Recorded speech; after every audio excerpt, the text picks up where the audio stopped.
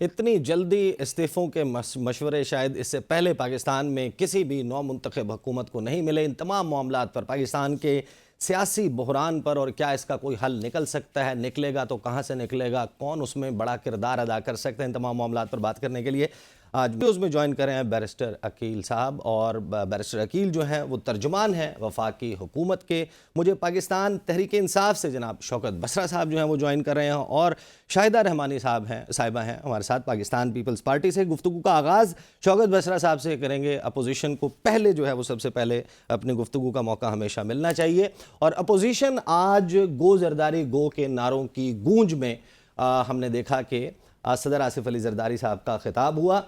बसरा साहब, खिताब के ज़ाहिर के जुज़ियात आप तक भी पहुँच चुकी होंगी। पाकिस्तान तहरीक इंसाफ सदर मुमलिकत के इस खिताब को ख़ास तौर पर सियासी बहरान के हल के लिए किस तरीके से देख रही है? ईसा नकवी साहब, कौन सा सदर, कौन सा वजीर आजम, कौन सी वजीर आला, कौन सी हुकूमत, कौन सी असम्बलियां, एक पूरा जालसाजी का निज़ाम चल रहा है।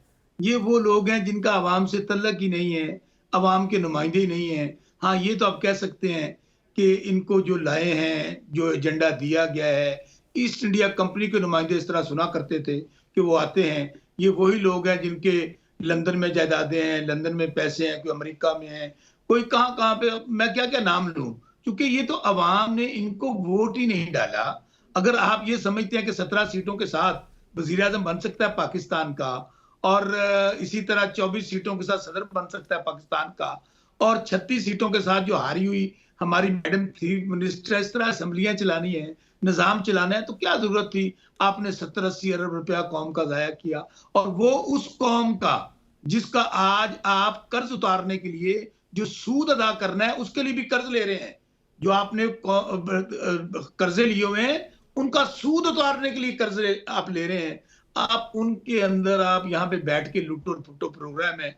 तो ये तो एक पूरा एजेंडा है, जिस एजेंडे के ताबे इनको लाया गया। आप देख लीजिएगा आने वाले दिनों में ये अवाम के चूंकि नुमाइंदे नहीं है, ये इसराइल को भी तस्लीम करेंगे, ये अमेरिका को अड्डे भी देंगे, ये इसराइल को तस्लीम करेंगे। ये आप क्या बात कर रहे हैं? ये कैसे मुमकिन है कि पाकिस्तान में कोई भी सियासी जमात? मैं आपको, आपने ईसा नकवी साहब, अभी जो कुछ हुआ है, जब ईरान ने अटैक किया है तो बिल्ली थैले से बाहर नहीं आई। जब आपको सेनेटर मुश्ताक अली साहब ने स्टेटमेंट दिया कि जो ईरान का कंडक्ट था, उसके बाद इन लोगों ने यलगार कर दी, बजाय इसके कि हम लोग फलस्तीन के साथ खड़े हों, मजलूमों के साथ खड़े हों। आप हमारी हुकूमत का रवैया देखिए, क्योंकि ये हुकूमत है नहीं। बार बार मैं जो आपको कहना चाहता हूं, हुकूमत होती है अवाम से, जो भी आपने कहा, अवाम लोगों को जब इलेक्ट करती है, अवाम असेंबलियों के पीछे खड़ी होती है, अवाम की ताकत से हुकूमतें बनती हैं। और दूसरी बात, आज फिर मैं आपको कहना चाहता हूं कि पाकिस्तान के अंदर ये जो सियासी इंतशार है, जो अफरा तफरी है, कल जावेद लतीफ का जो स्टेटमेंट है, वो मुस्लिम लीग नून के मियां नवाज शरीफ और मरियम बीबी के तर्जमान और सबसे करीबी साथी समझे जाते हैं। उन्होंने पाकिस्तान की हमारी सबसे बड़ी एजेंसी के सिटिंग कर्नल के मुतल्लिक जो गुफ्तगू की है, कहा क्या है कि एक स्मगलर, जो गोल्ड का स्मगलर है, जो माफिया है, उसने 90 करोड़ रुपया देकर 5 सीटों का सौदा किया है। आपका जो कमिश्नर, कितना बड़ा होता है पिंडी डिवीजन का, जहां पे ज्यादा हमारे स्टैब्लिशमेंट के लोग आबाद हैं, वो कहता है सारे का सारा लेके वहां पर रेग हुआ है। इसी तरह आप एमक्यूएम के बयान निकाल लें। आप मियां नवाज शरीफ वाला, खुद जावेद लतीफ कहता है, जब हम कहते हैं फलां हल्का खोलो, वो कहते हैं मियां नवाज शरीफ वाला हल्का खोल देते हैं। अगर मियां नवाज शरीफ हारा हुआ है, जिसके मतलब कहते थे जिदू मियां आवेगा तो लग पता जावेगा, और वो मियां चला वहां से, कबूतर उड़ाया मीनारे पाकिस्तान, और फोटो लगा आकर ठेले वाले आटे पे। हमें बताया जाता था मियां जदू आवेगा एयरपोर्ट बनेंगे। अच्छा, बसरा साहब, मैं पहले सदर जरदारी से, ये सियासी मामलात, ये इसके ऊपर मैंने आना है, इसके ऊपर गुफ्तगू करनी है। आप मेरे साथ ही रहिए।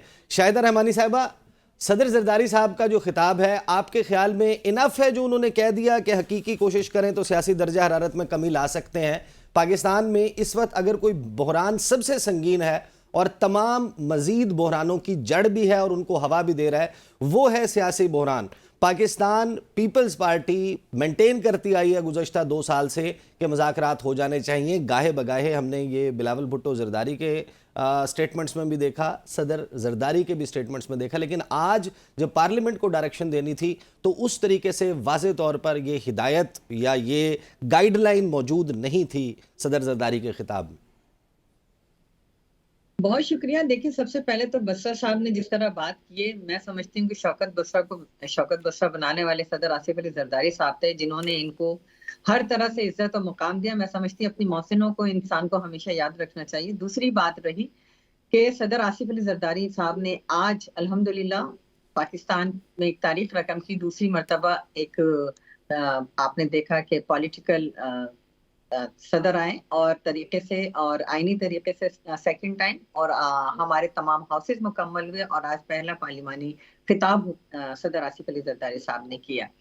आपने देखा कि सदर आसिफ अली जरदारी साहब मुफाहिमत के नासिब बादशाह कहलाते हैं। 2008 से 13 तक बीबी शहीद की रिकंसिलिएशन की पॉलिसी को लेकर चले और तमाम पार्टीज को वो लेकर चले। जिस तरीके से आपने देखा 2008 से 13 तक कोई पॉलिटिकल विक्टिमाइजेशन नहीं थी, तमाम पॉलिटिकल पार्टीज को उन्होंने ऑन बोर्ड रखा हुआ था और सियासी मुफाहिमत लेकर चले। और आज भी चेयरमैन बिलावल भुट्टो जरदारी साहब, सदर आसिफ अली जरदारी साहब ने आज भी कहा कि मुल्क को मुआशी बहरान से निकालने के लिए हमें सियासी बहरान को खत्म करना होगा और मिलकर हमें चलना होगा। हम इंतशार और नफरत की सियासत को खत्म करना चाहते हैं और आज भी उन्होंने वाज़ी तौर पर ऐलान किया कि सियासी बहरान खत्म करना होगा। तो शहज़ाद साहब, आज क्या पाकिस्तान में सियासी कैदी मौजूद हैं, आप समझती हैं, या बिल्कुल खत्म हो गए हैं, कोई भी शख्स सियासी बुनियादों पर कैद नहीं है?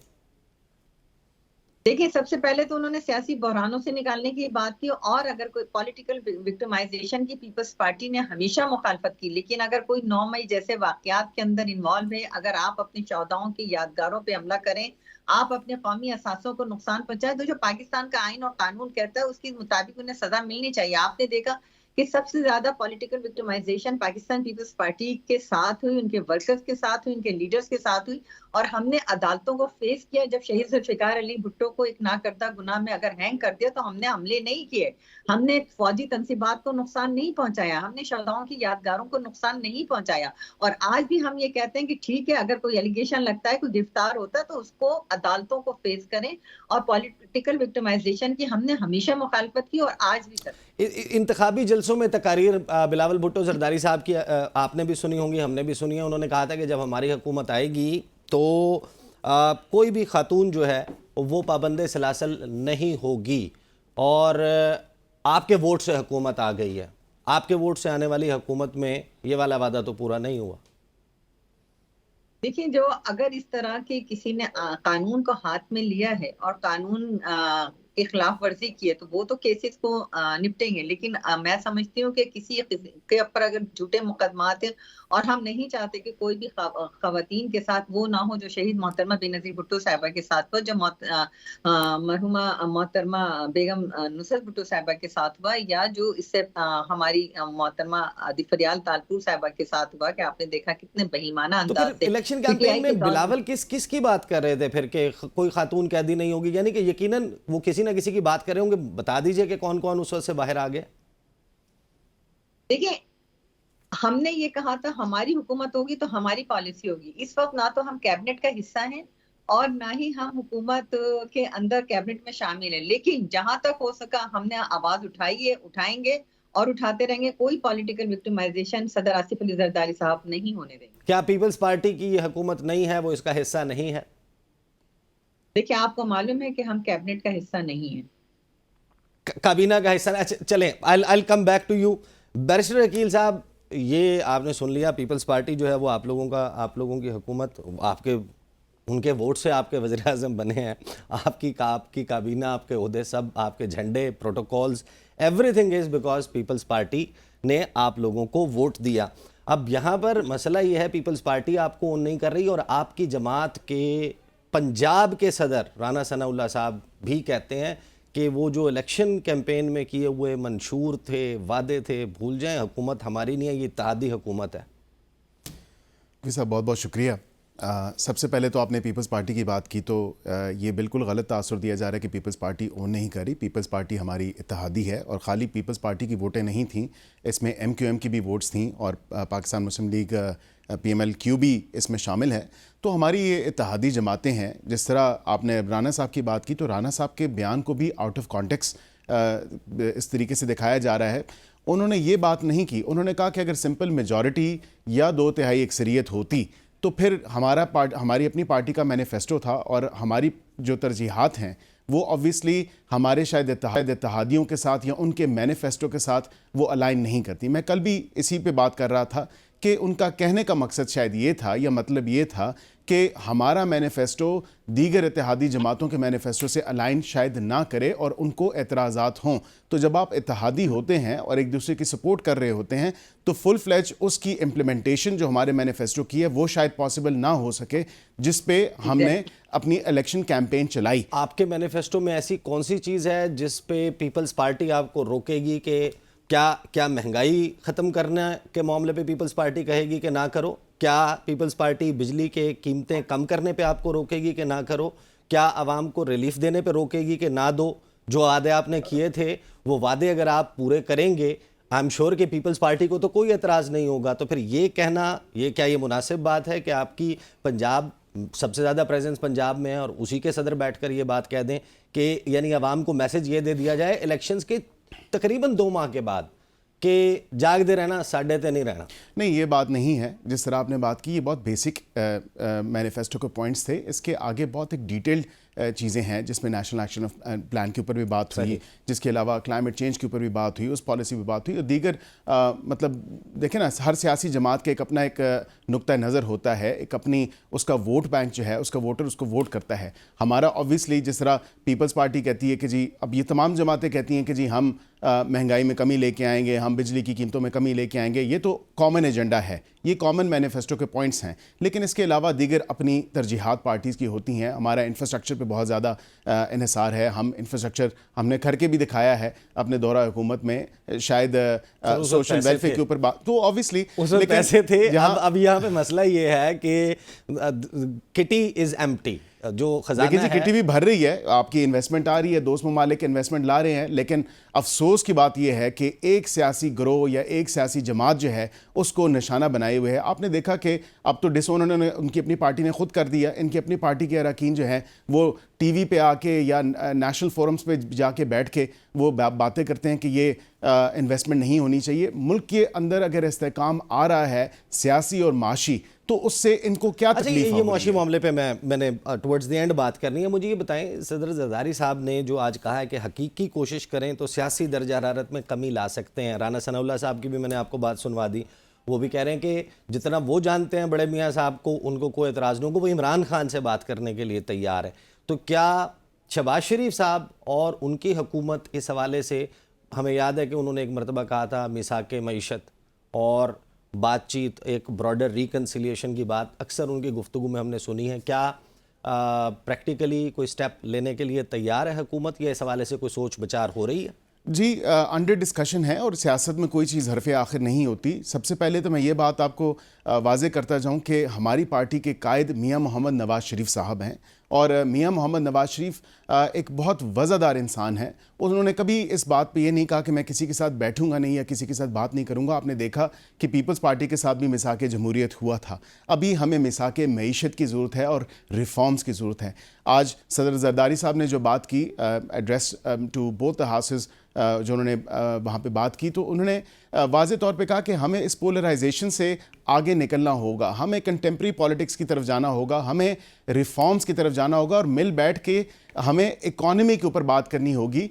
हम सब तमाम सर जोड़ के बैठेंगे तो इकॉनमी किसी दुरुस्त सिम जा सकेगी। तो हम तो इत्तेहादी बैठे हुए हैं, अब हम इनको भी दावत देते हैं कि आएँ, मुल्क की खातिर जो है कोई इकॉनमी को बेहतर करने के लिए, कोई इसमें मुस्बत बेहतरी लाने के लिए जो है हमारे साथ बैठे, अपना किरदार अदा करें। आए से मुराद ये है, बड़ी सिंपल सी सादा सी बात है, आपने बात बैरिस्टर गौहर से करनी है या अडयाला जेल का सफ़र तय करके वहाँ जाकर बात करनी? पहले तो ये डिसाइड करें कि इनकी अपनी पार्टी में लीडर कौन है, क्योंकि जितने इनके मेंबरान हैं वो ना तो इनके अपने लीडर ऑफ ऑपोजिशन को मानते हैं, ना ही वो अपने जो चेयरमैन हैं उसको मानते हैं, और दूसरा चेयरमैन इनका अडयाला जेल बैठा हुआ है। तो मुझे तो ये समझ नहीं आ रही कि ये बात होगी किससे होगी। अच्छा, अब ऑब्वियसली एक कैदी से तो बात नहीं हो सकती ना, होगी पॉलिटिकल लोगों से बात होगी। ये ऐसा पॉइंट है, मुझे ब्रेक पे जाने दे, ब्रेक से वापस आएंगे, बस पूछेंगे कि उनकी पार्टी का बैरिस्टर साहब कहने में तो पता ही नहीं है लीडर कौन है और हमने बात किससे करनी है, और हम तैयार भी हैं बात करने के लिए। तो क्या पाकिस्तान तहरीक इंसाफ तैयार है या नहीं है? बात करते हैं आफ्टर द ब्रेक।